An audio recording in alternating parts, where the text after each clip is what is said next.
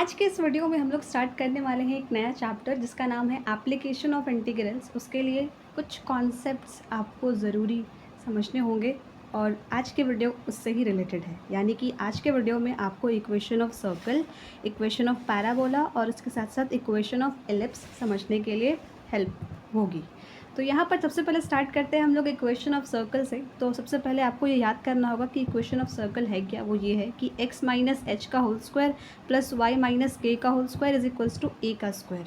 और यहाँ पर h और k क्या है, कोई भी कांस्टेंट यानी कि कोई भी न्यूमेरिक वैल्यू, और h के क्या डिनोट करते हैं, किसी भी सर्कल के सेंटर का कोऑर्डिनेट्स। यानी कि x एक्सिस y एक्सिस की जो वैल्यू होती है उसको हम लोग कोऑर्डिनेट बोलते हैं ना, तो वही ये आपकी कोऑर्डिनेट है यहाँ सेंटर की। और उसके साथ साथ जो इक्वल टू के इस साइड है यानी RHS साइड है, तो a जो होता है वो आपका रेडियस होता है, a स्क्वायर नहीं a। तो ये बात याद रखनी है कि h के क्या है, h के आपका सेंटर है सर्कल के कोऑर्डिनेट का, और उसके साथ साथ a आपका रेडियस है। और यहाँ पर एक छोटा सा क्वेश्चन है, इसको हम लोग करेंगे ताकि समझ जाए कि इस केस में सर्कल का सेंटर का कोऑर्डिनेट्स क्या है और रेडियस क्या है इस सर्कल का। तो यहाँ पर हम लोग इसको इस फॉर्म में कन्वर्ट करने का ट्राई करेंगे। अब आपके माइंड में एक थॉट आ रहा होगा कि इसको इस फॉर्म में कन्वर्ट कैसे करें। यहाँ पर तो सिर्फ एक्स स्क्वायर वाई स्क्वायर है और ये ठीक है 4 है, तो इसका 2 का स्क्वायर हो जाएगा, तो हमारा रेडियस 2 आ जाएगा। लेकिन x माइनस एच और y माइनस के फॉर्म में इसको कैसे लिखें, तो वो हम ऐसे लिख सकते हैं दैट x माइनस 0 का स्क्वायर। तो इसका मतलब भी तो आपका x स्क्वायर ही होगा ना, और उसके साथ साथ y माइनस 0 का स्क्वायर इज इक्वल्स टू 2 का स्क्वायर। तो आपका h का वैल्यू भी 0 हो जाएगा और k का भी वैल्यू 0 हो जाएगा। जो सेंटर होगा, सेंटर का कोऑर्डिनेट्स क्या हो जाएंगे, 0,0। तो 0,0 यानी कि ये ओरिजिन, तो 0,0 यानी कि आपका इस केस में इस सर्कल का सेंटर का कोऑर्डिनेट्स आपको मिल गया है 0,0, और इसकी रेडियस क्या है, a इज इक्वल्स टू 2। आपको हमेशा यह बात याद रखनी है कि जो भी नंबर होगा इक्वल टू के इस साइड यानी RHS साइड में, उसका आपको पहले इस फॉर्म में ब्रेक करना होगा ताकि आपको वो सिंगुलर वैल्यू मिल सके, उसका स्क्वायर का वैल्यू ना मिले। आपको उसको अंडर रूट करना होगा, देखना होगा कि उसकी सिंगुलर वैल्यू क्या आ रही है, वही आपका रेडियस होगा। तो यहाँ से मान लेते ये एक्स एक्सिस है, तो एक्स एक्सिस से ये डिस्टेंस आपका 2 है, तो ये इसको हम लोग लिख सकते हैं 2,0, तो ये हो गया आपका रेडियस। तो ये थोड़ी बेसिक्स थी इक्वेशन ऑफ सर्कल से रिलेटेड। अब बढ़ते हैं इक्वेशन ऑफ पैराबोला से रिलेटेड।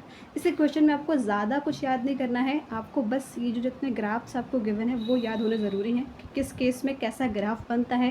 बिकॉज इस चैप्टर में जो भी वर्ड प्रॉब्लम्स होंगे वो आपको इस ग्राफ से सॉल्व होंगे। आपको ये ग्राफ खुद ड्रॉ करना होगा, उसके बाद जो क्वेश्चन में गिवन कंडीशंस होंगे उनके अकॉर्डिंग वहाँ आपको इसमें थोड़े चेंजेस करने होंगे या थोड़ी सी एडिटिंग करनी होगी। मतलब जो भी गिवन इन्फॉर्मेशन होगा आपको उसके अकॉर्डिंग यहाँ पर लाइन ड्रॉ करनी होगी।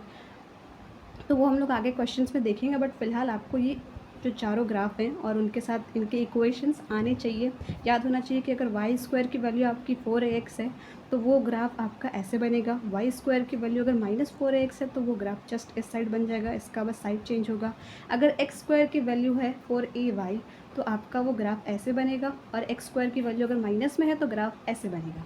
तो ये इसमें ज़्यादा कुछ समझने जैसा नहीं है, अगर आप समझना चाहो तो आप समझ सकते हैं, लेकिन फ़िलहाल इस स्टेज के लिए आपको इन ग्राफ्स को इन कंडीशंस के साथ याद ही करना होगा। देन आते हैं फाइनली इस पर इक्वेशन ऑफ एलिप्स। एलिप्स का इक्वेशन क्या होता है सबसे पहले वो देख लेते हैं, that X square upon A square plus Y square upon B square is equals to 1।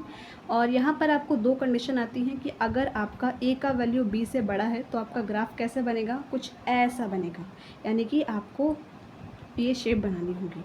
और अगर यहाँ पर इसी इक्वेशन ऑफ एलिप्स में ए की वैल्यू बी से छोटी है यानी कि बी बड़ा हो गया, तो आप यही ग्राफ को वाई एक्सिस के तरफ बनाओगे। ग्राफ तो वही रहेगा आपका, लेकिन अभी आपने इसको एक्स एक्सिस के फॉर्म में ज़्यादा बनाया है कि एक्स एक्सिस में ज़्यादा एरिया कवर कर रहा है। अगर बी बड़ा हो गया यानी वाई के नीचे जो है नंबर वो बड़ा हो गया एक्स के नीचे वाले नंबर से, तो आप इसी ग्राफ को जस्ट वाई के एक्सिस के अलॉन्ग बस रोटेट कर देंगे। और इससे रिलेटेड क्वेश्चन सॉल्व करने के बाद ही हम इन क्वेश्चंस को या इस इक्वेशन को अच्छे से समझ पाएंगे। तो stay tuned for those videos, और आप खुद से भी ट्राई कर सकते हैं इनसे रिलेटेड क्वेश्चंस बनाने का। And this was all about this video. Thank you so much for watching.